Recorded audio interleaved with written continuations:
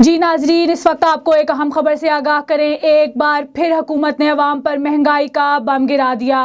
वजीर आज़म इमरान खान ने पेट्रोलियम मसनूआत की कीमतों में इजाफे की मंजूरी दे दी है। इस वक्त आपको एक अहम खबर से आगाह कर रहे हैं। वजीर आज़म इमरान खान ने पेट्रोलियम मसनूआत की कीमतों में इजाफे की मंजूरी दे दी, जिसके मुताबिक पेट्रोल की कीमत में 3 रुपये 20 पैसे, हाई स्पीड डीजल की कीमत में 2 रुपये 95 पैसे, मिट्टी के तेल की कीमत में 3 रुपये, जबकि लाइट डीजल की फी लीटर कीमत में 4 रुपये 42 पैसे फी लीटर इजाफे की मंजूरी दे दी।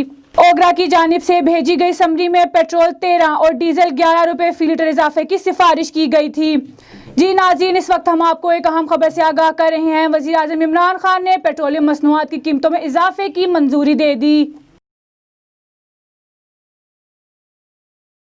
A1 TV ताज़ा तरीन से फिलवक्त के लिए इतना ही। मज़ीद ख़बरों से बाखबर रहने के लिए आप विज़िट कर सकते हैं हमारी वेबसाइट www.a1tv.pk और आप हमें YouTube, Facebook, Twitter और Instagram पर भी फॉलो कर सकते हैं। देखते रहिए A1 TV।